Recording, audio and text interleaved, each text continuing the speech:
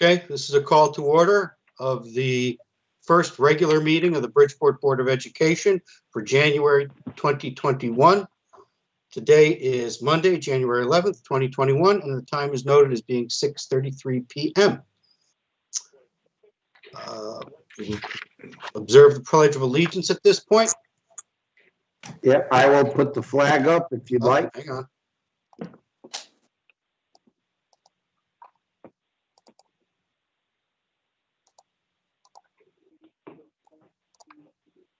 I will share my screen and you guys can pledge allegiance to the flag. Okay. Thank you. Thank you. All right. I pledge allegiance to the flag Flag of the United of the United States of America Yes. and to the republic for which it stands, one nation, under God, indivisible, with liberty and justice for all. Okay. Thank you, Mike. You're welcome. Mr. Secretary, would you call the roll? Yes, John Wilden, Present. Bobby Brown, Present. Sybil Allen, Present. Albert Benahan, Present. Jessica Martinez, Joseph Sokolovic, Present. Chris Taylor, Joe Lombard, I am here. thank you, Sosimo Fabian, Present. and Joe Lombard here. Okay, we have a quorum. First item on the agenda is public comment. Rita, is there anyone signed up for public comment tonight? Yes, sir. We have 4 individuals. Okay, So, Mr. Weldon, I will try to help Rita along here. We have all 4 individuals have signed up related to the item, agenda item about the renaming or possible renaming of Columbus School. And I will let the first one in just to make it smooth for Rita. First individual is Reverend Stanley Lord. So I will get Mr. Lord in right now. Hello, Mr. Lord? Mr. Lord, Reverend Lord? is he muted? No. Reverend Lord?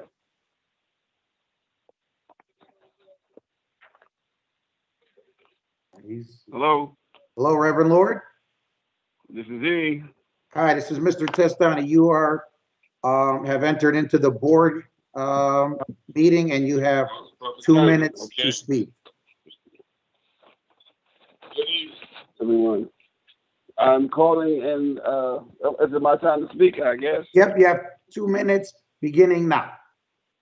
Hello, oh, Yep, my headpiece died. Earpiece. we can hear you. Okay. I guess my time to speak, I take it then. Yep, Good. you have 2 minutes. Go right ahead. 2 minutes, okay. I'm definitely in favor of changing the name of the Columbus School. So please, let's do that. And if you don't have a suggestion, I have a great one. Edwin Gomes School would be a great one and great tribute to him and to the service that he did to this community. So let's do it, and I'm all for it. Thank you. Thank you. Okay. The next speaker that I will let in regarding this topic is Calabria Gail Heilman, and let me see if it's available.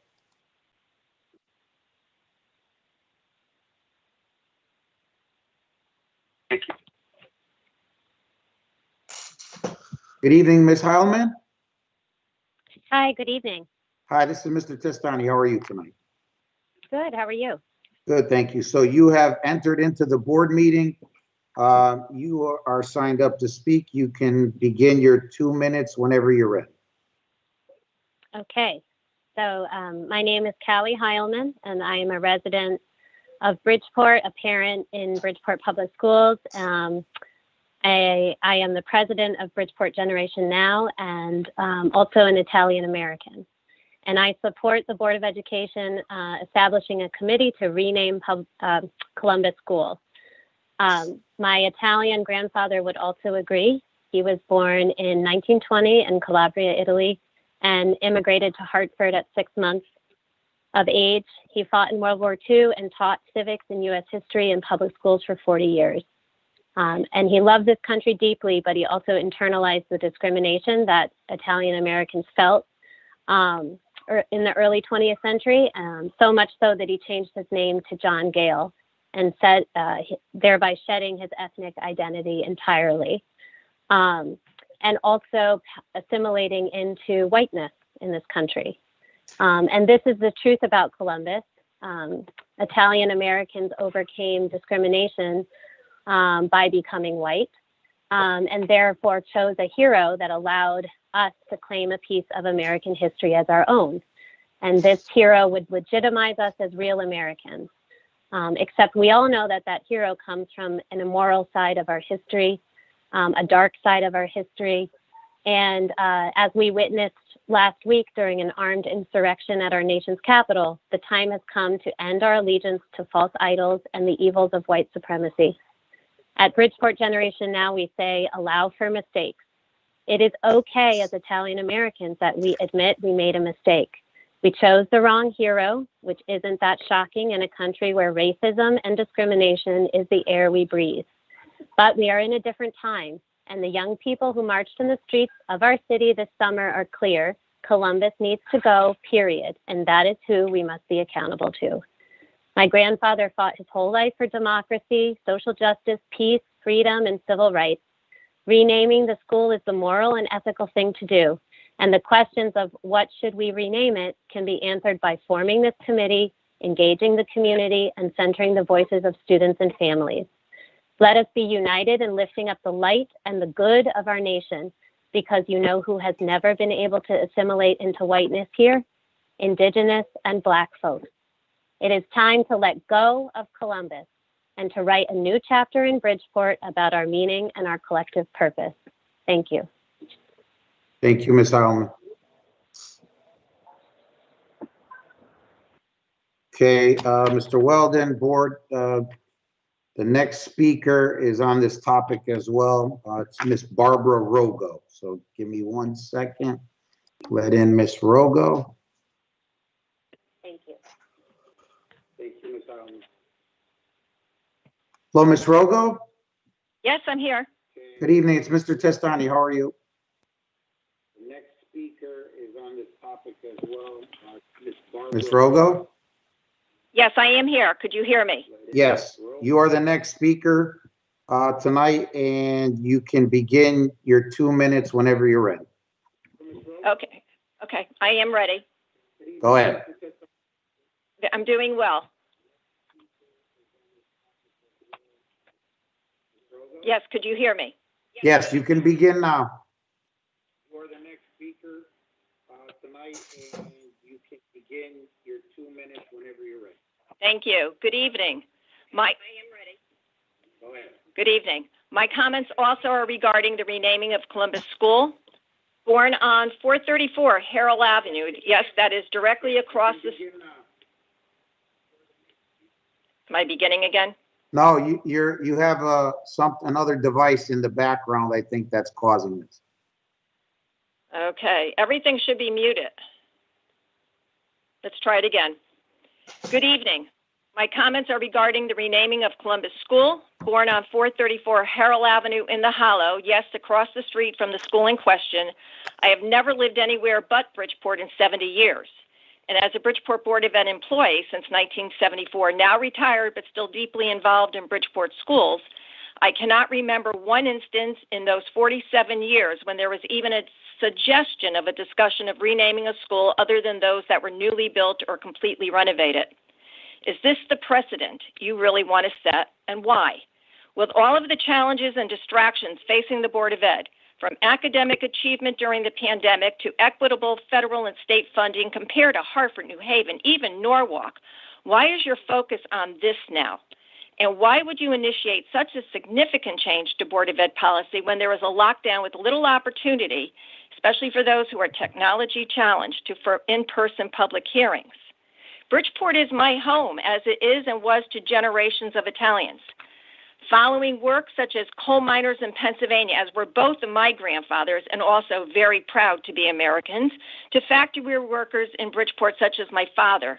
Like others, Italian-American commitment to strong work and education, family, faith, and country allowed our families to incrementally begin to achieve the American dream, despite the cruelty of redlining, harassment, internment camps during World War II, and other examples of prolific systemic discrimination against Italians.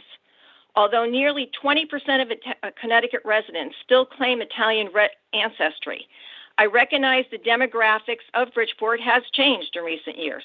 Why, however, would you try to erase, to disregard and disrespect the decades of contributions to Italians to Bridgeport by changing the name of this one school? Thank you. Thank you, Ms. Rogo. Okay, we have one last speaker, Mr. Chair and board members.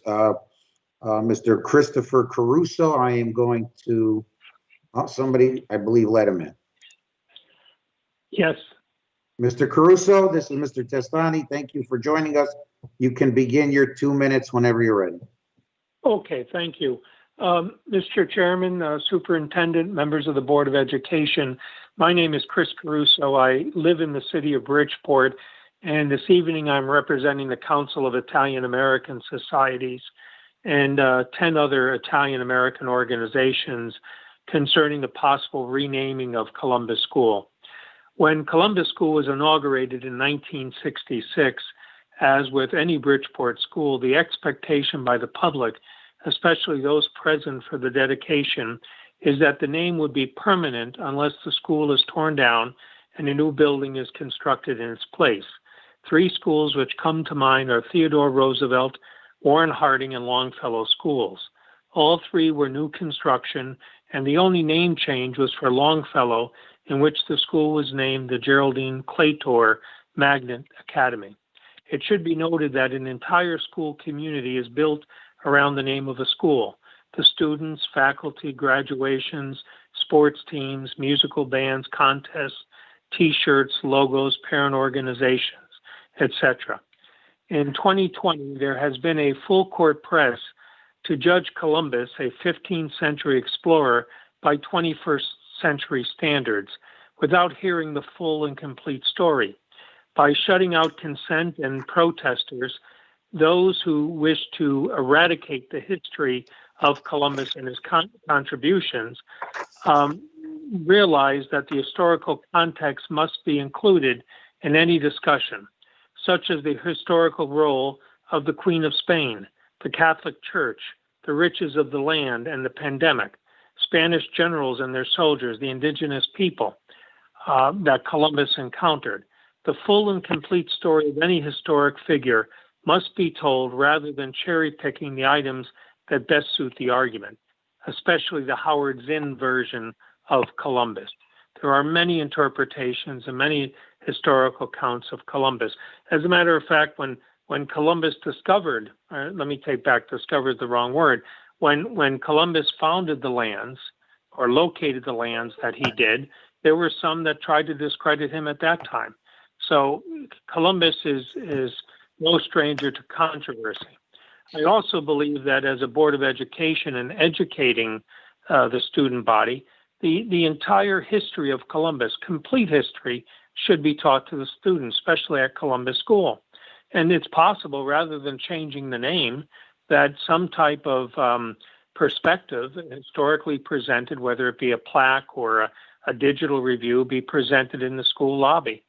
Again, if we were to look at every single historic figure and we don't look at the entire historical context of the individual, we do no one a service, especially the students who are trying to teach to look at issues broadly and from different angles.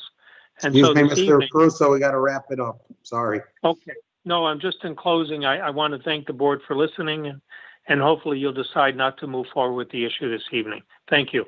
Thank you.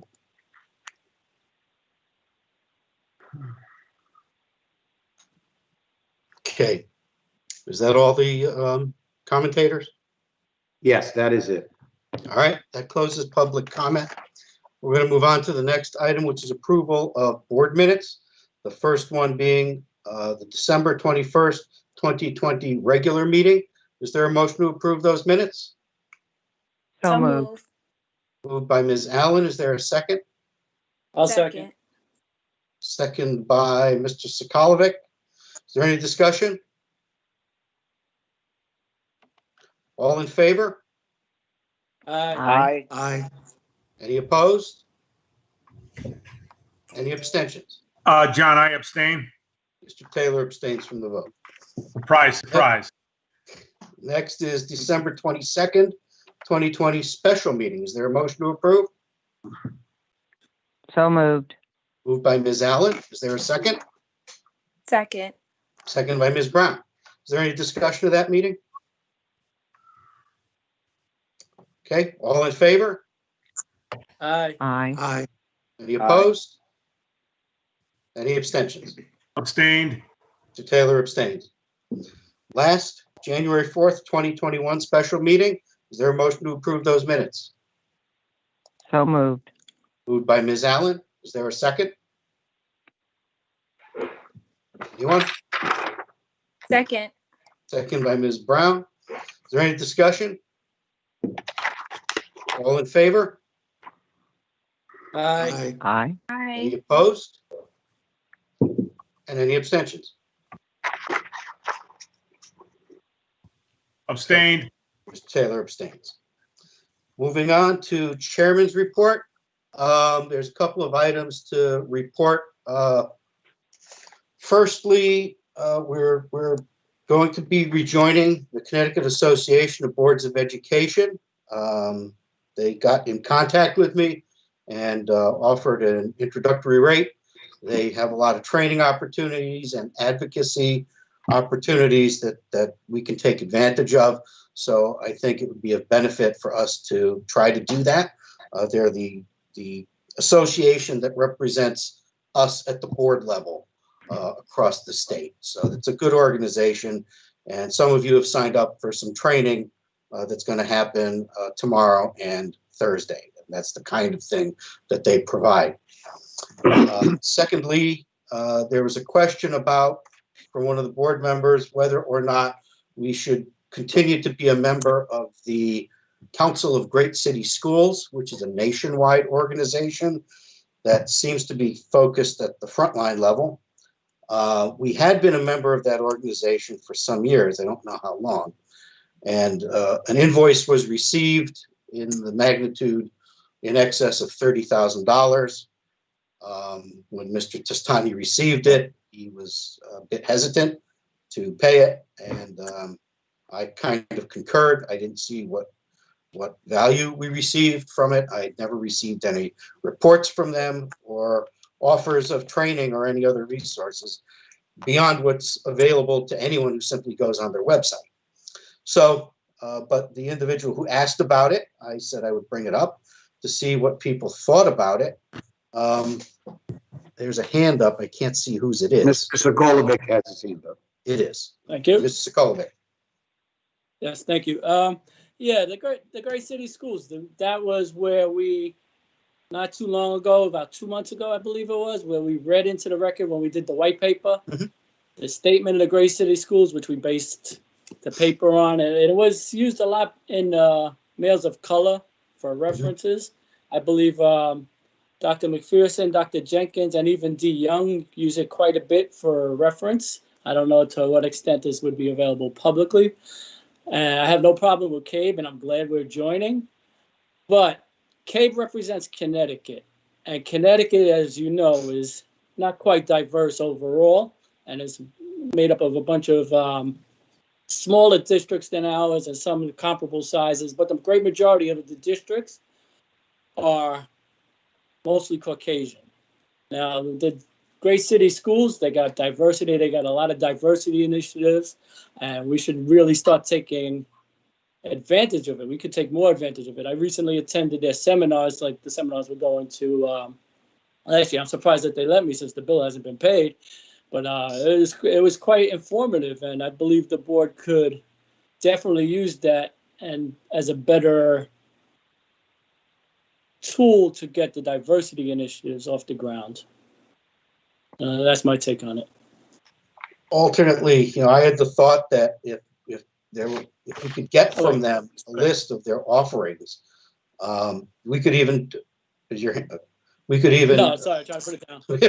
we could even try to partake of their services on an a la carte basis. So if there's a seminar that people are interested in attending, we pay the fee for that seminar and participate that way. I think the real question was the order of magnitude, $32,000. Were we getting $32,000 worth of whatever? If all it is taking a couple of seminars. Do you know, Mike, how your staff has The other thing I noticed about it is it seems to be more focused on, frontline district operations and less on the board level. So do you have any idea how much your staff uses or has taken part in whatever Great City Schools has to offer? I'll have some discussions with them. I don't want to report that out tonight. Okay. I'd like to have a few conversations, and then if you'd like for the next meeting, we do have our membership paid. It hasn't run out completely yet, so that's why you're able to still receive, and I still receive correspondence. So we do have a little bit of time, so we can have some information for you guys for the next board meeting. Okay. Does anyone else have any questions about that? Mr. Weldon, I would just add that when I hear numbers in that magnitude, I immediately go and consider how many kids we can educate for that kind of money. So I hope that the value that it drives is substantial in order for us to be willing to pay that kind of money. Yeah, and for my part, that's where you just got to kind of weigh. I'm not saying 32,000 is a deal breaker, but what are we getting for that? And do the people who use whatever they have to offer feel it's really worth that? Because they may use different resources, not realizing what it's costing. But if they knew the cost, they would say, "Hey, I'd rather just pay $350 to attend a seminar and get what I can get out of that than spend that kind of money." Mr. Lombard, do you have your hand up? Yeah, the 32,000 is for what length of time? 1 year. 1 year. Okay, thank you. Okay. All right, so we're going to circle back around for the next time. A little more information from central office. Yes. Is that agreed? Okay. That's all that I have to report on. Oh, no, one last thing. I want to just kind of poll everybody while we're together. Is there a day this week or next week that you all would want to get together to kind of assemble what our objectives for the year are going to be? Are people available Wednesday or Thursday? Or next week sometime? I prefer any day. Okay, I'm going to go. I'm flexible as well. I'm available. You're available whenever, Ms. Allen? Yes. Ms. Brown, do you have any preferences? Could we try and shoot for next week? Only Okay. because I'm working this week. I Yep. mean, but whatever works. Okay, sometime next week. Okay, Mr. Sokolovic? I'm flexible. Okay. Benahan, next week is okay? I prefer next week. Let me Brown say I'll be in the hospital, so I don't know what day this week Okay. I'm leaving, so I prefer next week. Gives you a little time. Mr. Fabian? Anytime. I really like the 6:30 or later time. It allows me time Yep. to commute home, and so. Understood. Okay, Mr. Taylor?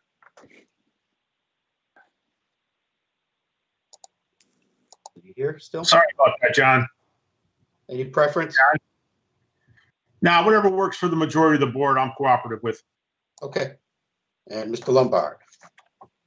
Yeah, I prefer next week as well. 6:30 time slot? Yeah.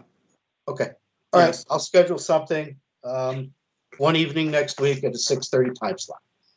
Okay, that concludes the chairman's report. We're going to move on to committee reports and referrals. First being educational diversity, equity, and inclusion. Dr. Fabian, anything to report? Nothing to report other than we're going to be having a meeting, I believe, this coming Wednesday. We hope to be able to set forth priorities for the upcoming period, and we will go ahead and let Rita know to post that meeting as required by FOIA. Okay. Mr. Skovic, you have your hand up? Yes, I'd like to make 2 referrals. The first one is definitely for diversity and inclusion. I'd like to present the data for AP course participation by race and have it compared to the student demographics overall. So we could just have a discussion and look at how that shakes out. And also, I'm not sure if this wants to be on diversity or personnel. I'd like to receive a presentation about hiring practices and any diversity initiatives that already exist for discussion. I don't know which committee would be better to take that up. I think probably personnel, I'm assuming. What do you think, Dr. Sosma? I think that really is an initiative that would be best suited in the diversity and inclusion committee. I think it goes hand in hand with our interest in having equitable representation within our system. Okay. All right, so there you have it. Thank you. You got your first 2 items. Yes. Okay. All right, anything else for diversity? Well, I just want to, Mr. Chair, if this meeting is going to be the day after tomorrow, it's next week? It's next week. I believe it's next. Oh, it's next week. Next Wednesday, okay. Third one. Next. Yeah, Third Monday it's scheduled. Third Monday. Third Monday, Yes, okay. third Monday. Because we're going to need a little bit of time since our HR director has not been with us very long and only through COVID to gather up some information for the committee. Okay. Great. Okay. All right. Facilities Committee. The next Facilities Committee meeting will be Monday, February 1st. It'll be at 5:30 p.m. There's an item to be addressed relating to the installation of, is it a soccer field at Black Rock School? Is that correct? Basketball court at Black Rock School. So we'll consider that. Are there any referrals for facilities? Okay. Next, finance, Mr. Sokolovic. Yes, finance will be meeting, where is it? Wednesday, January 13th at 5 p.m. virtually. I encourage everybody to attend because this is going to be the first look at the upcoming budget. Okay. Any referrals? Okay. Governance. Governance Committee will also meet on February 1st at 6:30. And we'll consider the 2 items that we initially were going to do last month, but we weren't able to because a meeting ran over. And those will be first, the inclusion, the potential inclusion of non-voting members on standing committees, and the consideration of the possibility of remote participation in board meetings and committee meetings by board members and committee members, even as we go beyond COVID. So are there any referrals? Mr. Sokolovic, you have your hand up. Yes, sir. I'd like to refer to magnet school policies to governance. I think we need time to take a look. We've had the new policy in place for about, I think, a year and a half or so. We'd like to see maybe 2 years, and we'd like to see how it's going and how the principals are liking it, and see if we could, if anything needs to be done with it to tighten it up or loosen it up or whatever. Would you like a report and then have them available for any question and answers, Mr. Sokolovic? I think it would be great, especially that representative from the high schools, and I don't think you need every single one there, or just a couple, maybe a couple, because it'll make it kind of unwieldy online with a whole bunch of people. But maybe just Central, maybe one from Fairchild, and a couple of elementaries. Yeah, that's what I was thinking. Okay, Yes, that'd be great. Thank you. you're welcome. Is that something you can accommodate for February 1st? Do you need more time? No, I've had some discussions. The principals will probably be more than happy to share their input on their assessment of how things have gone since the policy change. Okay. Personnel Committee, Dr. Fabian? Yes, we're going to be meeting on the 25th will be the first meeting this year. We have on schedule the interview of a candidate that's applying for a position. We will be reaching out to make sure that that can go forward, and I will speak to Mike and make sure that the applicant is available. Okay. My memory serves me correct. That's the principal for Marin School. That's the open position. Yes. Okay. Any referrals for personnel? Okay. Students and families.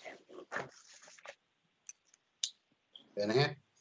Thank you, Mr. Chair. My first meeting is going to be January 21st, and send you an email to let you know if it's possible, because I know they put it at 5:30. I was possible to do it at 5 o'clock, but I know I never got an answer. I don't know if he's okay with that, to do it with my board member, Ms. Brown, and Mr. Joe, to do it at 5 o'clock a little early. Okay. Got a thumbs up. And I have a refer from Mr. Joe that we talking about the last time about bullying, the report, and I'm working with that. I'm going to have that day ready. Okay. Any other referrals? Nothing. Okay. Teaching and learning, Mr. Skolvik? Yes, Teaching and Learning Committee will meet Tuesday, January 19th at 5:30 p.m. virtually. Okay. Any referrals?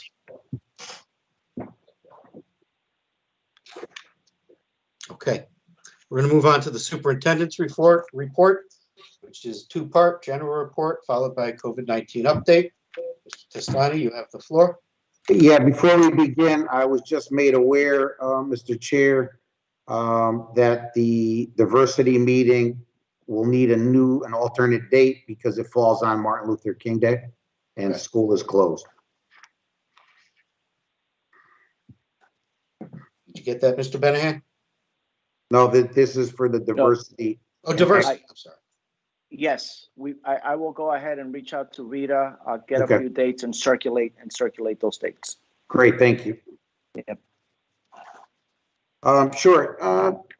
Couple of things, nothing too big tonight. Number one, I just want to say we welcome back our students to in-person learning today. It was a very exciting day to get the kids back in our buildings. I know our staff and our families were quite excited to get them back to school, see their excited faces as they entered into the buildings this morning.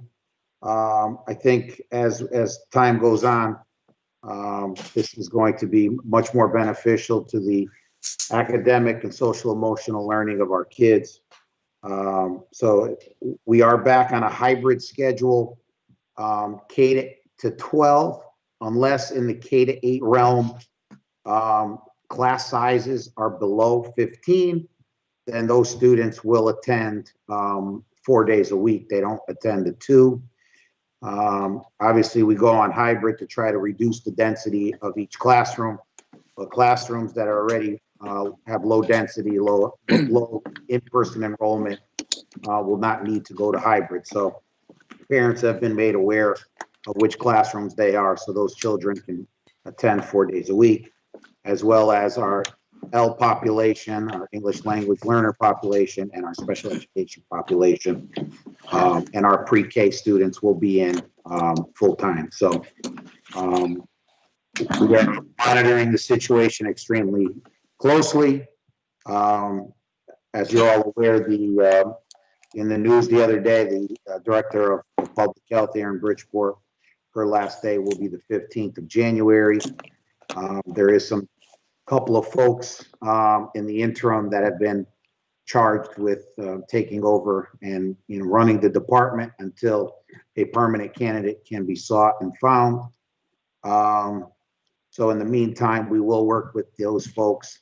Lizette Early, our supervisor of nursing, has been an integral part of our reopening from day one, and she has continued to work extremely closely with Lisa Morrissey at the health department. So we're confident in the folks that we have and the folks that are in place to be able to continue the good work that we're doing.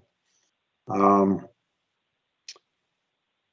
a vaccine update as part of the COVID, we have begun here in Bridgeport with 1A. 1A obviously has been, as you're well aware, essential health workers, essential employees like police and fire, and nursing home and extended health care residents. Also, which were included in that, were Board of Ed member employees, occupational physical therapists, and then and speech and language pathologists. And then they also had enough inventory to include social workers and school counselors in that. So we were able to submit those names to the state. They were uploaded on the VAMS system and were scheduled to receive those first round of their 2 rounds of vaccines. The original date for 1B, which affects the rest of our Board of Ed staff, was scheduled to begin, as we talked about, I believe, at our last meeting, late January, early February.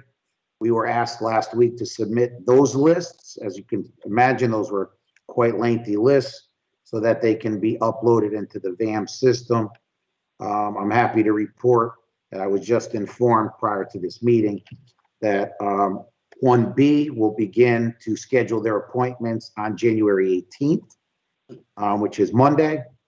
And those folks will be given the opportunity to receive their first of their 2 vaccine shots, hopefully beginning on the 18th. So there is some brighter days on the horizon here in the Bridgeport Public Schools and across the state of Connecticut when it comes to public education and being able to get and protect our staff and get our students back in the building safely.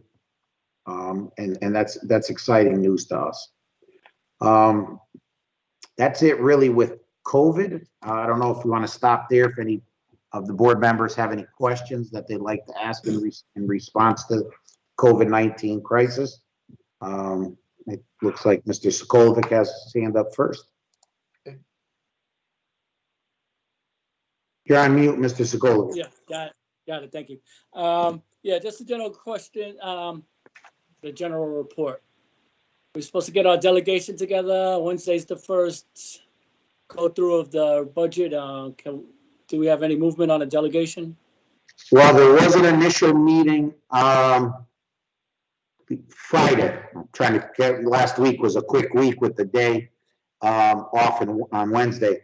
I believe we met Thursday or Friday with the delegation. It was organized through the mayor's office. There was an initial meeting. We got to go over some of the priorities that we had submitted, as you are aware of, with the delegation members who did participate. Not all of them did participate.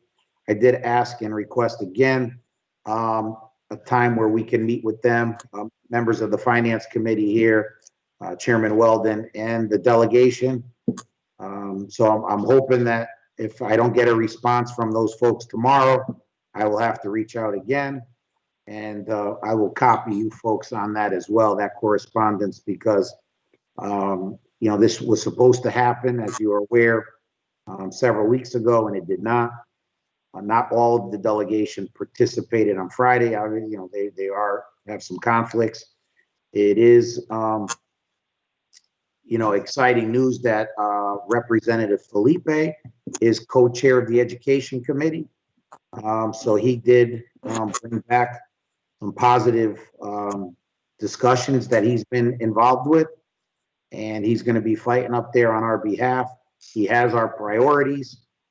He thinks that our priorities that we submitted are realistic asks, and that there could be some serious changes to ECE funding, that people do have an appetite for this session. So it's a wait and see, but I will reach out again because I know you guys would like to participate in some discussions with them, and I think it's important that they hear from you as well as me, just to have additional support on that end.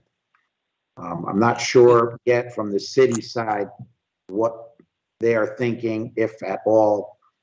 There is some indications that I received, and just informal, that could be some talks of some incremental funding increase, but I don't think anything significant at this time. Thank you. Okay, one final question. As far as the trainings, have they gotten scheduled yet, or any, as far as the diversity and initiatives? Yeah, we're nailing down the contract. I just received the final contract from the individual that's coming in to do a system-wide training on diversity. And that has been signed. We've submitted for PO, and we're just going to schedule a date toward the end of this month to do the first training. We will record everything, and it will be available then for everyone to watch. And then there'll be a follow-up and some other things that we've put in requisitions for. So that's moving forward. Yes. Thank you. You're welcome. How much is that training costing? The individual that I have contracted with from New York, Dr. Derek Gay, is $12,000. Okay. And I can tell you from the 90-minute keynote speech that I heard him speak last year, excuse me, it is worth every penny. I've seen him speak. He's good. He's excellent. Okay, Mr. Benahan, you have your hand up. Yes, thank you, Mr. Chair. Mr. Testani, you said January 18, they're gonna receive the first one's gonna receive the vaccine? Well, no, every one of the Board of Ed employees names that indicated they are willing to receive the vaccine have been submitted, and that is Okay. they'll then receive an email for them to schedule their appointment. Oh, okay. I thought they're gonna, go from the top, like that. But no, that's fine. I just want to know what's it. But you give me the answer. Thank you. Yeah, once the names are loaded onto the VAMS, Vaccine Administration, I forget what the rest of the acronyms stand for. Then they'll send out emails, and then it's really basically people scheduling their own appointment. From what I was told, there's going to be 5 vaccination sites to handle the volume here in Bridgeport. So once the Board of Ed employees are uploaded into the system, so it should move pretty quickly to get everyone scheduled and their first round of vaccines, and then 28 days later they'll receive round 2. We are recipient of the Moderna vaccine, by the way. Thank you, Mr. Stein. And what class of employees do you define as being? We submitted the names of everyone employed by the Bridgeport Board of Education. Everyone. Security, Janitor, clerical, teacher, everyone. Okay. Ms. Brown, you have your hand up? Yes, this is can you hear me? This Yes. is a question about the diversity training. Is that something that's open for board members to participate into as well? Yep, it'll be done. I I don't know. I don't know if he'll do it on Teams or if he has his own platform, go to meetings or Zoom. I believe he said he would be accommodating to Teams, and I'll just get that link out to you guys who can participate. Okay. And then we're going to do a breakout question and answer session with administration. If the board would like to be included in that, I will also do that as well. Yes, I would like to participate. Absolutely. I'll let you guys know when the date is scheduled so that you can put that in your calendars. Okay. Ms. Allen, do you have any questions? Not at this time. Okay. Dr. Fabian, any questions on the report? No questions on the report, but I would be remiss if I didn't comment on the excellent presentation by the members of the public. I think it very much reflects our community and our ability to have difficult conversations in a civilized way. I want to thank the members of the public who came in and expressed their views as to the renaming of the Columbus School. Okay. Mr. Taylor, do you have any questions on the report? John, which report are you referring to? Superintendent's report. No, I think Superintendent Sestani's done a fabulous job. Very detailed report. I will say, as a Bridgeport resident, Dr. Carolyn Naw, who's a dear friend, former leader of the NAACP, does have a quite impressive diversity training program. I'm a little disappointed she wasn't at the table to give a price to do that. She knows Bridgeport very well. She's been a community advocate, and she is well versed in diversity training. So that's my 2 cents. Okay. Mr. Taylor, could you repeat that name again for me, please? Dr. Carolyn Naw, she lives in Bridgeport. She was the former leader of the NAACP for several years. She has a diversity training program. I think she's got her PhD in that. I don't want to misrepresent Ms. Naw, but she is a Bridgeport person who lives here, and I believe, in my experience, she's more than qualified to have conducted the diversity training. In fact, I think at one point she provided diversity training to the Bridgeport Police Department, or was scheduled to. That's it. But Thank you, Dr. Carolyn Naw. Thank you, Mr. Taylor. Thank you, sir. Okay. Mr. Lombard. No, I have no questions. No questions. Shanahan, you have your hand up? Yes, Mr. Chair. Mr. Destani, I forgot to ask you, it's 2 questions. You can answer me in one answer.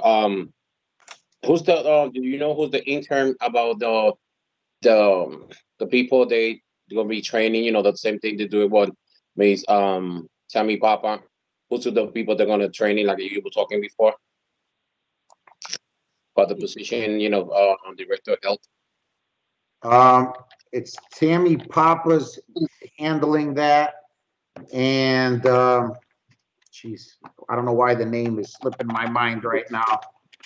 I will get that for you before this meeting ends. I just have to, it's gonna come. All right, and question, is mandatory that all employees had to get the vaccine? No. Okay. Not at All this right, time. that's it, Mr. Chair. What was that? Thank you, Mr. All Stanley. employees get the Mr. Chair. what? He asked if it was mandatory that all employees receive the vaccine. Oh, okay.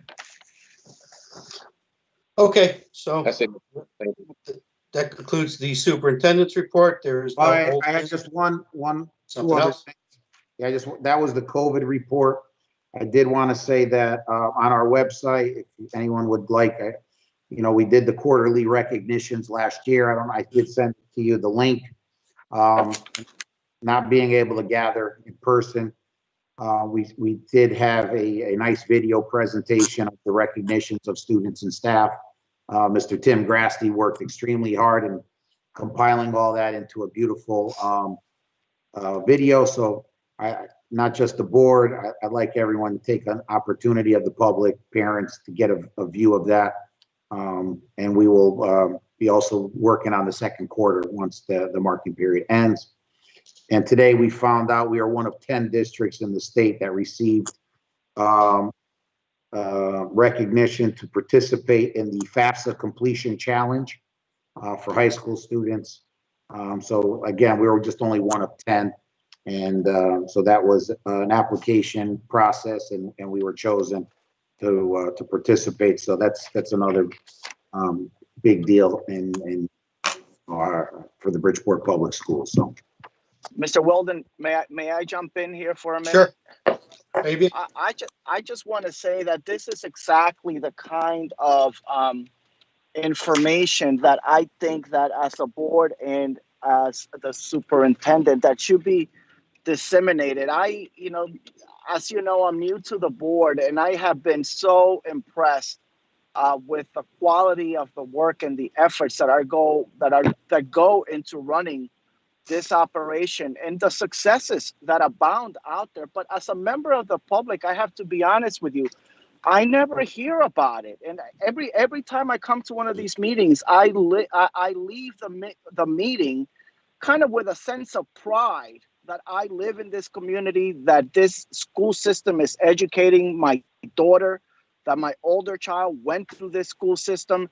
And I am encouraging and asking all of us to, whether it be by word of mouth or, you know, by formally inviting others to share the good news. What Mr. Testani just said about FAFSA, that's quite a distinction, and it's something that should be out there. You know, I think about the Connecticut Post, and the concept implicit bias comes to mind. Why don't they ever speak as to our successes? I would like to see this advertised. I would like to see this be put in front of our community so that they know the good things that are happening here in Bridgeport. Thank you. Yeah, Dr. Fabian, absolutely. We just received word of this about 4:30 this afternoon, so it will be put together. We've been trying to work more closely with the communications department in the mayor's office. They've done some press releases for us recently. We do email and phone blast it out to our community, our Bridgeport Public School community.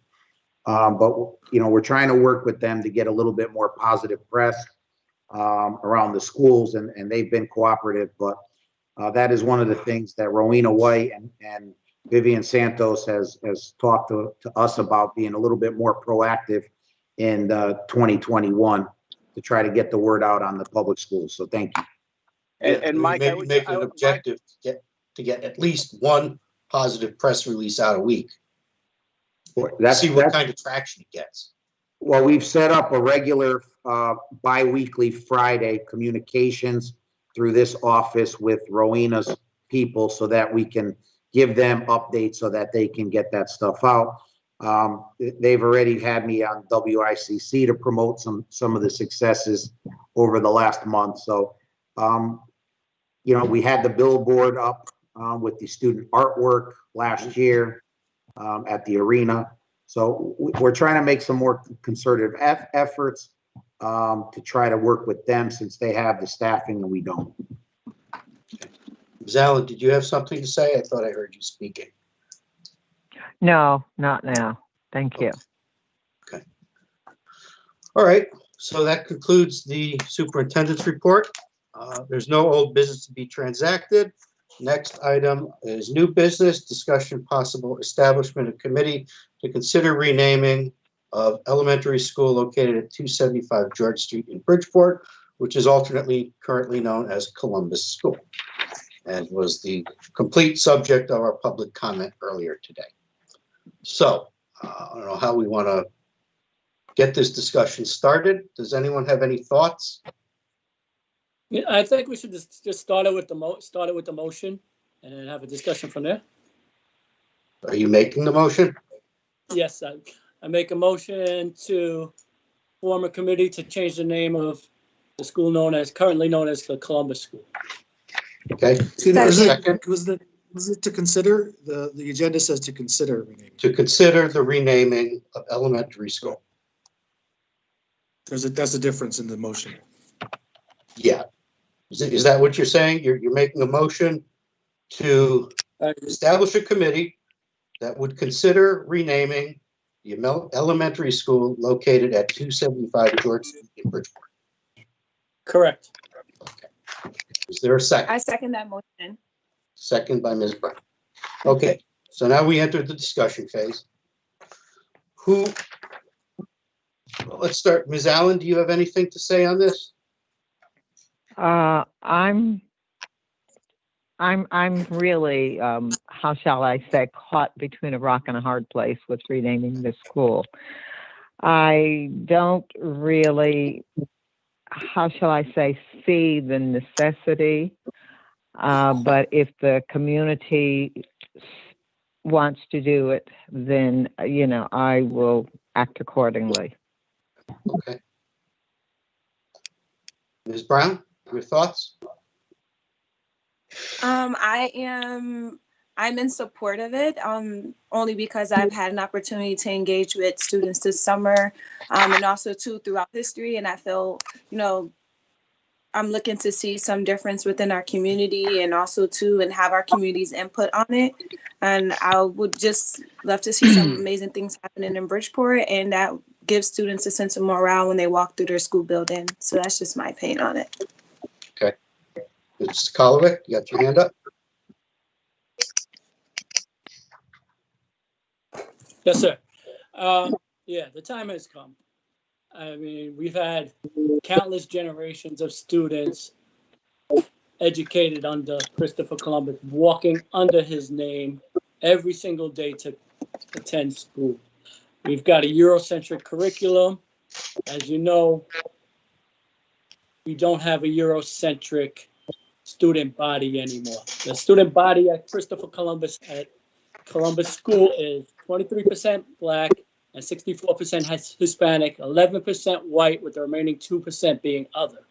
The name of the school is not reflective of the student body. In fact, those who know the history of Columbus, the true history of Columbus, would be insulted by having that name on the building where their children passed through. And this introduction to education is basically a miseducation. You hear the majority of people that are complaining about keeping the name are holding on to their memories and their past. I say it's time to move out of the past of a Eurocentric curriculum, basically institutional racism in as of itself, of having a name like that on a school building to educate our students. We're moving towards diversity, we're moving towards equity, and yeah, name's a symbol, but it's a very important symbol that goes hand in hand with all the other initiatives we're going through in Bridgeport. I mean, people will still have their memories, but we should not sacrifice children's future for people's fond remembrances of the past. And in a final note, people are saying time consumed changing this. The city, state, country changed names of streets while things are going on. So this, we can multitask. We're a capable group of people. We can multitask on several different issues at once. This is not taking away from the finance meeting we're holding on Wednesday, the teaching and learning committee we're holding next week, and all the other meetings and agendas. We are on time. We're making superintendent's evaluations. Everything is going according to clockwork. So this is just a mere one item to address. Thank you. Okay. Mr. Benahan, you have your hand up? Yes, thank you, Mr. Chair. I want to say this very clear, and I hope nobody interrupt me. It's more, if we have so many things that we have to care, and we have to be on top of, like a COVID-19, what's going on in our schools, our parents, staff. That's more important for me. That why we reason we need to change the name, do we keep the name, or we not keep the name. Second, that we talk, do we have meetings with the parents, with the students, with the staff, with the community, to find out what name they want, if they want to change the name or they're not, because that school is a lot of Hispanic. It's a lot of people living in the school. That's my question. We ask before us, the board members, we make the vote. So we ask the community. So we ask the parents, the staff, students is more important. And as a former president, I was in Columbus School. Columbus School is, is a big, amazing school that what we have in the community for the Hispanic people and in the country. Meaning, for me, it's a shame that after so many years now, they decide to change the name. Like, the name's gonna hurt one of the kids. Well, we have to take care, and we have to be focused more. It's about education, about the student. So that's my question. We ask the community, the parent and staff. Do you want to change the name? What do you think, or what name do you want? And also, when they decide to change Harding High School, they fight to the end, but they never change the name of Harding High School. They fight and they keep the name of Harding High School. That's the only thing I gotta say. Thank you, Mr. Chair. Okay. So to answer Mr. Benahan's questions, we did, as you know, we sent a survey out to the staff initially, and the results of the staff survey were 17 supported the idea of changing the name, 19 did not. We have begun surveying the families. We have 160 responses thus far. The survey will get blasted out tonight and tomorrow night. We gave until midnight on Wednesday night. We have 160, and right now, 60 support renaming Columbus School and 100 do not support renaming Columbus School right now. We do have, again, blast going out tonight, phone blast going out tomorrow night to ask folks to chime in on this at the school level. And then once we close it out on Wednesday night at midnight, we'll be able to give you guys a more accurate number. There are 525 students at the school. Obviously, there's some siblings, so we'll just say at least 450 families. We're about a third of the responses of those families right now. Okay. Mr. Taylor, you got your hand up? I do, Chairman Weldon. And this question is for Superintendent Testani, who's an educator. From an educator's perspective, does the name of a school affect the child's ability to learn or their academic success or their athletic success? Does the name above the doorway that they walk under, as Mr. Sokolovic has stated, does that really affect their academic achievements? I mean, as far as academic achievement, I would say no. I think we've got plenty of very talented students, not only past but present at Columbus School. I'm not sure if changing the name is going to have any impact on test scores or academic achievement or social emotional learning. Again, this is a debate that will continue and discussions that need to be had. I don't think academic achievement is the argument to be made. I think other factors can be discussed, but I don't think the name of the school impacts whether students learn in the building or not. Well, Superintendent, and I'm not being cavaliering coming at this, and this is no way directed towards you. So if we change the name, it's not going to guarantee better education for the child. Are we going to get more funding from the state if we change the name? Is there any program that says, hey, if you get rid of Columbus, we're going to fund that school? Is there any benefit to the student body of changing the name of that school, or the faculty? Are they going to get raised? Are the teaching professionals in there going to get more money because it's no longer Columbus School? No. Okay, so we're wasting all this time and resources for what reason? Thank you. You're loud and clear. Question. Mr. Weldon, this is Sosimo Fabian. May I comment on this issue? Would you mind letting Sosimo talk, Albert? I see you have your hand up. Yeah, he can. Let him Okay, talk. go ahead, Dr. Fabian. Thank you. Mr. Testani and Mr. Weldon, look, when I heard very carefully to the presentation by Mr. Chris Caruso, I believe was the person who spoke from the members of the public. I thought his presentation was spot on in his advocacy for not changing of the name. And nonetheless, in his presentation, he had to concede that at a minimum, Christopher Columbus, was a controversial historical figure. At a time when we are looking to present our diverse population of students with individuals that they can go ahead and aspire to be like, or that they can use as a role model, I see no reason why we should not seriously give due consideration to a renaming of the school. The issue is not whether or not there will be a better academic outcome with a change of a name, whether the state will give us additional funding, or whether teachers will get a raise. The issue here is one of embracing concepts of equity, concepts of appropriateness, concepts of putting into historical context what has transpired and where we are today.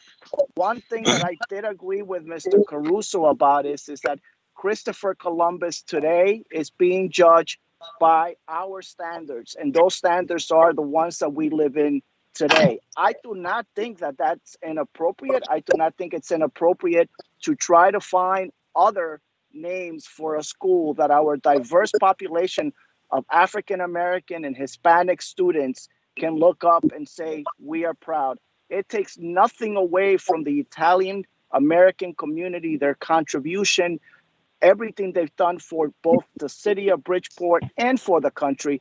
It merely means that the time has come for us to consider the historical context and what impact it has had. And for those reasons, I think that we should have a strong, robust dialogue with the community within the board to make a determination whether the name should be changed.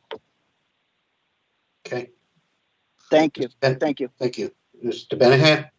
Thank you, Mr. Chair. Mr. Testani, you said we got about 425 students in question. Do you, is a phone blast or you send an email by mail the survey for the parents? It's for them to click on it. It's an email and a phone blast, text message. So we're trying to solicit as much input from them as possible through that survey. I wish we can have some community forums around this idea so that people can come out and voice and articulate their feelings on this. But, given the situation we're in, that could be something possibly as we get toward the spring, we can do outdoors, safely and socially distanced, maybe over at Kennedy Stadium, since it is nearby, and those that live in the neighborhood could walk over and participate. Yeah, that will be a good idea. But now you say sentimental, something like that. It's a lady, and we call her grandma. And you, almost all you people, who's the granddaughter. She's 99 years old. She went to that school. And when I tell her they're going to try to change the name and stuff like that, that lady start crying. And that's Tommy Boyle, grandma. So you can imagine, and when she find out that hurt, they're going to change the name. So it's like something sentimental, something she raised there, her education there and everything. So that's why, and I agree with you, Mr. Testani, like, in April, May, something like that we can do with the community because it's not rushed. And I agree 100% what Mr. Taylor said. That's it, Mr. Chair. Thank you. Okay. For my part, it's interesting that almost 2/3 of the school community survey thus far is basically saying leave our school alone. We don't want this to change. If this were coming directly from the school community, if they were coming to us and saying, hey, we've been thinking about our identity and we'd like to consider making a change to it and we'd like you to do that, I think I would look at it a lot differently in that respect. But this is not coming from them. It's coming here at the board level. And when the school community has been asked about it, it's not even a razor's edge. It's an overwhelming majority is inclined to say, basically leave us alone. I see both sides of it. That's why I'm saying that, is that when you get down to the community that is going to be left to live with it, they're the ones saying, leave it alone. I understand Mr. Caruso's position. I understand Mr. Sokolovic's position. Christopher Columbus was, as Caruso said, he was a controversial figure. And I'm sure we could debate it for a long time. But at the end of the day, when you separate one position versus another, the school community is coming back, and so far, saying this is not something that we want at our level. And so I'm looking at it from the standpoint of the people that it would directly affect, and the voice that the thing that they're voicing, the opinion that they're voicing is important to me. Mr. Lombard, you're the last one to be called on. Yes, thank you. Yes, I do. I just want to say again why I corrected the motion, probably by a slip of the tongue, but when Mr. Sokolovic presented the motion, presented it as establish a committee to change the name, when in fact it's to consider changing the name. And I think that's important that we keep that in mind. And I wonder if we're a little, we started an initiative of surveying staff and families. And I wonder if there's a need to have a committee before finding out what the sentiment is. Right now, like you said, it's 2/3, and maybe we'll continue that way or one way or the other. But I tend to agree with what you're saying, Mr. Weldon, that we can think that we know better and we feel that it's more equitable or more diverse or more accepting to have a school with a different name, and we can impose that. But if the community itself is saying something different, I think that's something we need to look inward at ourselves if we're overriding their own desires because we think we know better. So I feel like it is a worthwhile thing to look at the possibility. And I think we started that already by having a survey. And I feel like before we start naming committee members and having meetings, especially if we're thinking of waiting till the spring to bring in the public anyway, given COVID, they can't come in person, and the technologically doing this could be very difficult on Teams or so forth, that I feel before we even decide we need to have a committee, which is fine. I'm not against having a committee to explore this. We should just wait for the results of the survey. If the survey comes back overwhelmingly no, that'll help me decide if I want to vote to have a committee or not. I may still think it's a good idea to have a committee, even if the survey comes back overwhelmingly no, don't change it. It may still be worthwhile, but that's just my thoughts about it as far as voting on whether or not we should establish a committee at this point in time. That's it. Thank you. Okay. Mr. Sokolovic, you have your hand up? Yes. This is problematic because we're depending on, right now we're looking at a survey of basically children who have been educated under the Eurocentric method, and we're listening to people on the phone trying to keep the name with the median age of probably between 65 and 70, and their fond memories of the school and what it was. Now, like I said, symbols are important. People have fond memories. We had somebody with a very fond memory of the Confederate flag storm the Capitol today. And it's time to change those symbols and time to change those fond memories with real memories for the future of our children. I see nothing wrong with forming a committee to establish, to explore it. People could come out and affirmatively say, yes, I know Columbus landed on these shores, and the first thing he did was kidnap the natives and bring them back and exploit the land that they came from. But you know what? We want to keep the name anyway. And it's okay that Christopher Columbus slaughtered a whole nation in Puerto Rico, the Taino Indians, that hardly any are left today. It's okay if they want to keep the name, but I want to hear people say, yeah, I know he killed my people, but it's all right. Let's name it after him anyway, because people remember him fondly. But I mean, I'm kind of disgusted with the community if that's how they feel, with the rest of the nation acting in a certain way to try to better themselves and to be more equitable and diverse. I believe we should have this committee. I believe we should hear the community out. I believe people should come out from behind the surveys, because the kids are parroting what their parents said, who probably attended Columbus School under the miseducation of the Eurocentric view of Christopher Columbus. Thank you. Personally, I think it's a little condescending to say that children and parents of the Columbus community don't know any better and that their opinion in this matter shouldn't be considered. I just think that's not nice.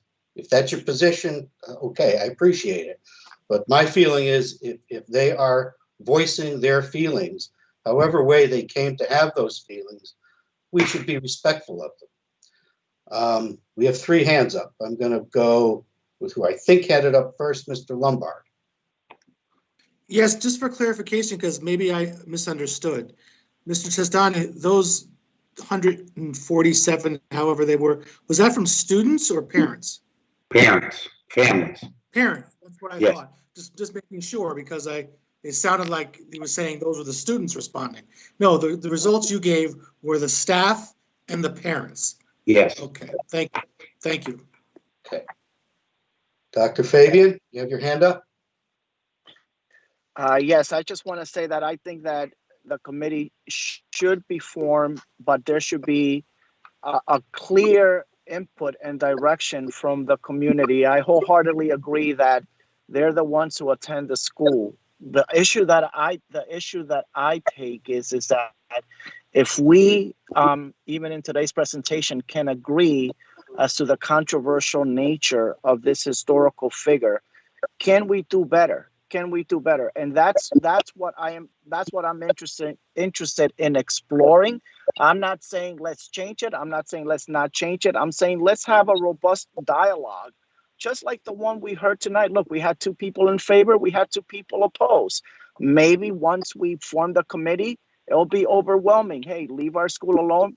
I wholeheartedly think that should be respected. Or it very well might be that through some additional education, people might come back and change their mind and say, hey, look, we can think of better names that will inspire our children. I think that the committee should be formed for purposes of engaging our community and trying to see if it merits a name change. Thank you. I personally think we should wait for the survey deadline to come and go before we go down this path to begin with. It's starting to lean one way, but as somebody said, it could go completely another way between now and Wednesday. There's still a whole other 300 families to respond yet. So, I personally would be in favor of not going down this path just yet and finish the surveys that have been put out there, and maybe come back next time in 2 weeks, hear the final results, and then see what path we want to take at that point. Mr. Benahan. Thank you, Mr. Chair. I'm agree what Mr. Testani said. Maybe in the fall we can do something with the parents outside and make talk, and we can hear the voice like Mr. Dr. Fabian said. And it's true like Mr. Joe said about Puerto Rico. Puerto Rico right now they have a song that when we send our flag, we say his name. Imagine if we would have to change that name, we had to put another name, and it's another story. It's something that is true, but it's something that we cannot do. So like I said, we a lady, and that's Tommy Boy's grandma, 99 years, break her heart when they find out they're gonna change the name. And the last thing I'm gonna say is they don't never change Harding High School. Why is the stress right now to change the name or something they do for so many? Yes, he did so many things. I understand that, but it's not the time to talk about that one. I know Mr. Pistani and us, we have more important things to take care about the staff and students, coordinating and stuff like that. It's only one thing. Thank you, Mr. Chair. That's it. Okay. Is there any more dialect to be had here, or have we pretty much exhausted ourselves? I just one more thing. It's not without precedent. Even our our sister counties have considered this, and some have successfully embarked on this process of changing the name of a school. It was not that long ago that New Haven did it. So it's not as if it is without precedent, and that, quite frankly, created quite a number of robust discussions. And I'm not saying that we should consider it because they did it.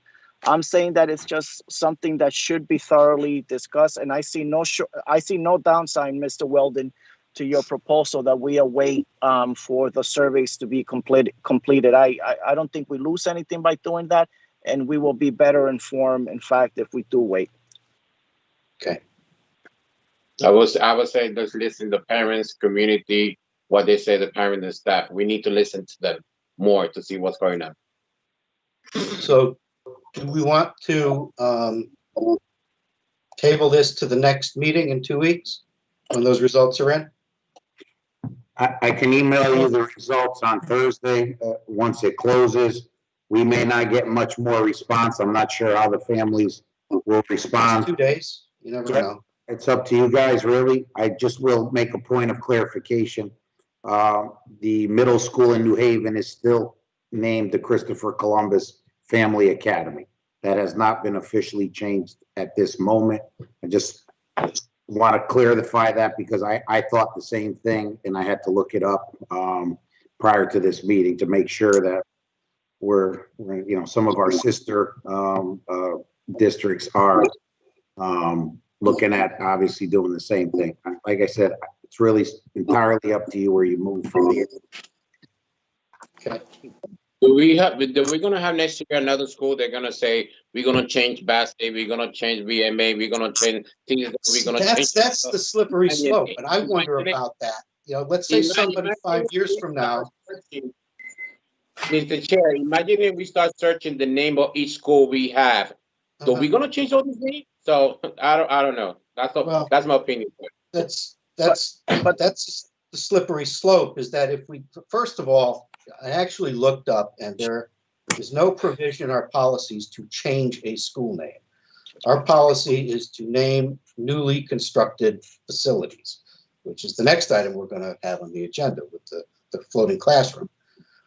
If we go down the path where we're going to change the name of this school, or if it was any other school, does that set the precedent for anyone else to decide they want a building to be named after someone, but there's no available new construction? So the push becomes to try to erase the name of an existing school and replace it with someone else. Does Geraldine Johnson School go away because it's been 50 years and nobody remembers her? Does Caesar Battaglia go away because he's long been dead and nobody remembers him? But the people who made those names and thought that they would be there for the life of the building, they get let down because they get erased. And is that a path that we want to go down? The concept is that the naming of buildings is for the life of the building. And when the building becomes obsolete and it's replaced with something new, there's your opportunity to consider if you want to have a change or not. Like we did with Harding, like was done with Central. Central High School was built in 1964. It's no longer in the central part of the city, but those folks decided they wanted to keep that name. And the same thing with Longfellow. When it was demolished and replaced with a new building, the decision was to dispense with Longfellow School and instead name it after Ms. Claytor. So that's the typical process for renaming buildings, is that when they reach the end of their useful life, they get replaced and there's a potential for a renaming. So I don't know. I think we would be doing ourselves and other people a disservice if we just tried to cram this through. I think we should give this a lot more thought, and we should consider the sentiments of the existing community that's there. There's no harm in waiting to see what that is. And if we want to take it even further, and when COVID lightens up, if you want to actually have a community forum at the school, you can do that. Just my own thoughts. Skolovic, your hand is up. Yes, you mentioned a slippery slope. I would love to go down that slippery slope, because right now at the top of that slope is change. Change from the Eurocentricness of our schools, change from institutional racism, change from discrimination. Once we start that ball rolling, we're looking at curriculum to change the curriculum. Well, we got to correct the facts in the curriculum. We got to correct the facts in the school. These are the snowballs. These are the slopes we're going down. And if any other name of any other school brings ill repute on the city of Bridgeport, and it should be changed. Many districts have in their bylaws, in their naming bylaws, that if a school is named after somebody and it brings ill repute onto the school, that name will be changed. Mostly it's in conjunction with people who pay for naming rights, but nonetheless, the procedure exists. There's not going to be a change of Geraldine Claytor, because I'm sure Miss Claytor never kidnapped people. I'm sure she never decimated a population of people. So that's disingenuous to talk about. Now, maybe some other schools, I would like to explore changing the other schools whose names may be rooted in racism and discrimination. And that's something that we should look at, that we should not fear. But we got to start somewhere. I mean, the time is now. Thank you. Okay. Well, I mean, to your point, then I'll go to Mr. Taylor. You know, if it should be explored that curriculum be modified to more accurately depict events of the past, that's one thing. That's one thing. Mr. Taylor, you have your hand up. Mr. Weldon, there's a motion on the floor. Can we call the question? Because this has gone on long enough, in my opinion. Okay. So I'm going to call the question. All right. Mr. Lombard, would you call a roll call vote? Okay, so the vote is to form a committee. Yes. Point of order, Mr. Chair. Point of Yes, order. Mr. Scully. We got to vote on calling the question first. Okay, okay. All in favor of calling the question? Aye. Aye. You opposed? Okay. Yes. So to clarify, this vote, a vote for yes will be to establish a committee to consider the renaming of what is currently called Columbus School. A vote of no will mean that you are voting to not establish a committee at this time to consider the renaming of Columbus School. Is everybody clear on that? Okay. Yes. Okay, Mr. Lombard? Okay, John Weldon, I vote no. Bobby Brown, Yes. Sybil Allen, Yes. Albert Benahan, Pass. Joseph Sokolovic, Yes. Chris Taylor, No. Sosimo Fabian, Yes. Joseph Lombard, yes. You have to go back to Mr. Benahan. Oh, I apologize. He passed. Albert Benahan, No. Okay, the motion passes 5-3. Mr. Testani, you will put together a committee. Okay, when would you like to have the committee established? And will that committee include any of the board members, or will it be exclusive of board members? The committee is supposed to be exclusive of board members. Okay. If you look into the facility naming committee, I believe it's policy 7550. Yep. It specifies what the membership is to be comprised of. Gotcha. No problem. Okay. You have a deadline for that? Yeah, Mr. Chair? Yeah. Yeah, may I suggest that we table the rest of the discussion to give them the details of how we've gone, because this has gone on quite a while, and I have no problem having a further discussion on the parameters of the naming committee, like timeline and such. Well, what time frame would you want them? I mean, do you want the committee to be able to engage the school community in person when when restrictions lift in the spring? See, I'm concerned with setting a deadline. I think it would bear further discussion, because these wheels were set in motion 6 months ago, and we finally got to this point. So I think it bears further discussion at another meeting to just to get things together. What format? If we want to have one community forum, two community forums, I don't think we should do that on the fly right now. And I think Mr. Well, I'm not Testani understanding what you're looking for. I think Mr. Testani is looking for direction and exactly what we're looking for. So we can't if I'm correct, Mr. Testani, you would like to know what we actually want done. My question is a timeline, so I can make sure that I can meet the deadline of establishing the committee.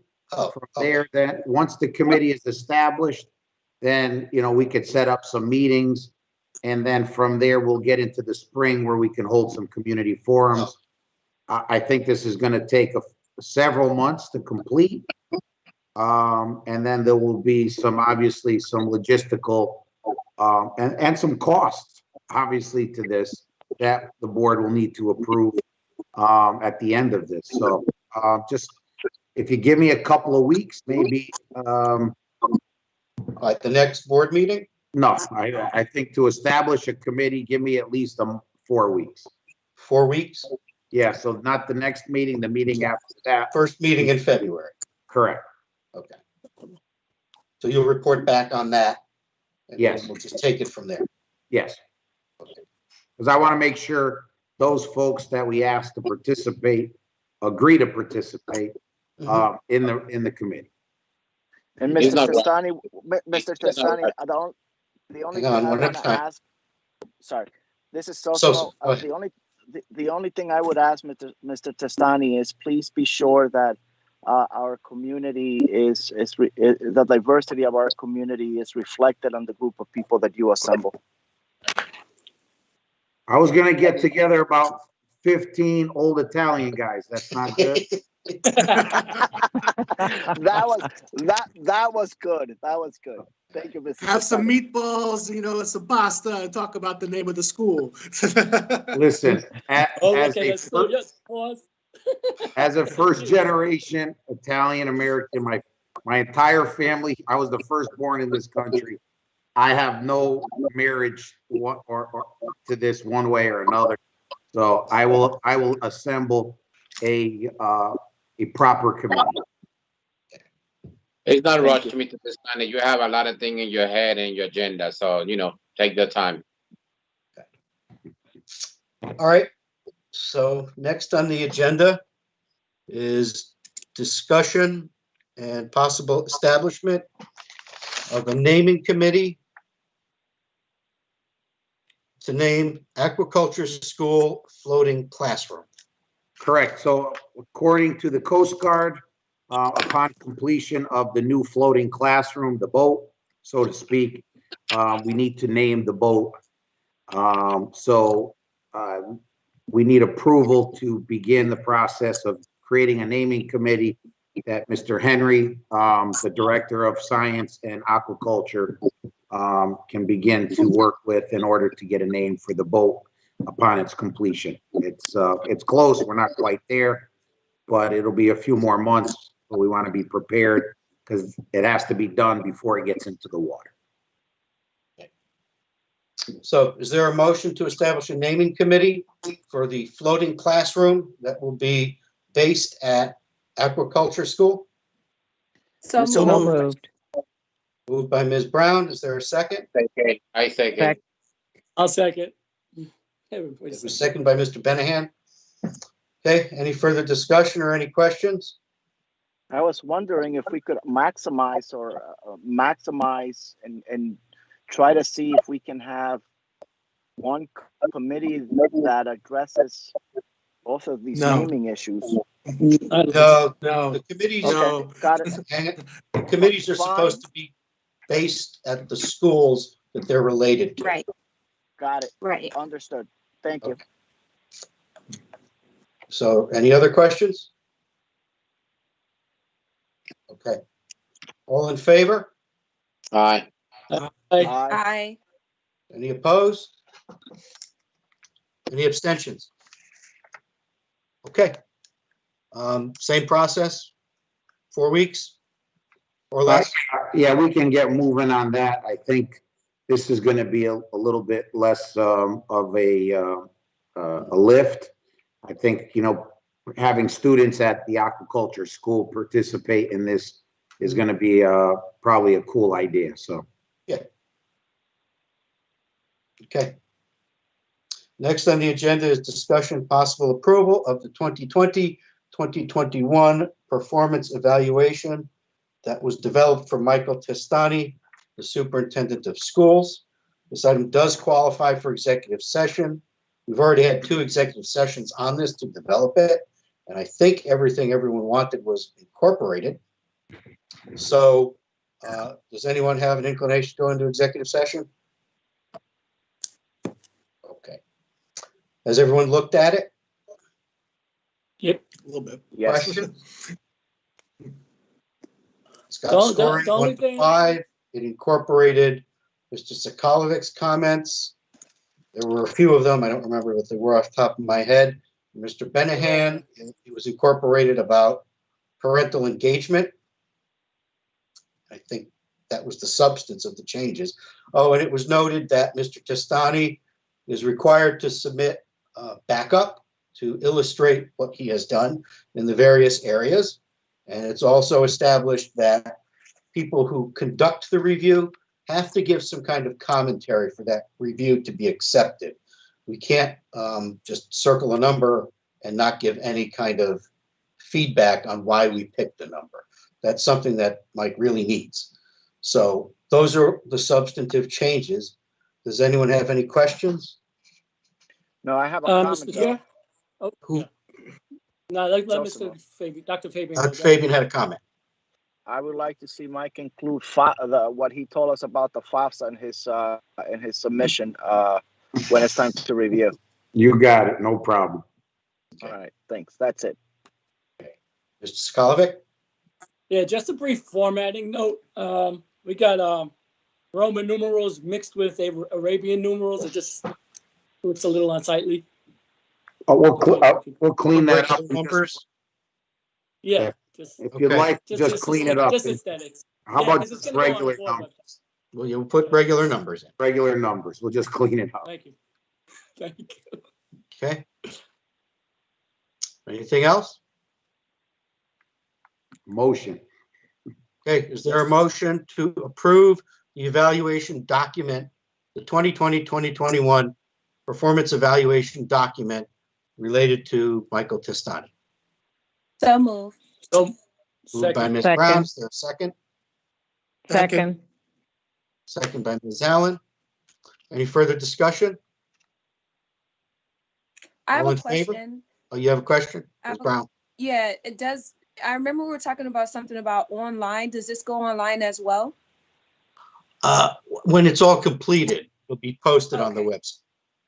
Okay, cool. And I remember Mr. we talked about it and last Mr. time. I wasn't sure. All right. And Mr. Chair, at this time, after we could also release the document itself, not the evaluation per se, but the document that we're going to be basing our we can do evaluation that. on. We'll PDF it and throw it up on the superintendent's page. Thank you. Okay. All right. All in favor? Aye. Aye. Aye. Those opposed? Any abstentions? Okay, passed unanimously. Is there a motion to adjourn? Motion to moved. adjourn. Moved by Mr. Sokolovich. Is there a second? Second. Second by Ms. Allen. All in favor? Aye. Aye. Aye. Opposed? Abstain? Okay, we're adjourned. The time is noted as being 8:11 p.m. You all have a good night. The Have a next great night, meeting will everyone. be, Stay safe. Be safe. next meeting will be on January 25th. Thank you. Bye-bye. Good night.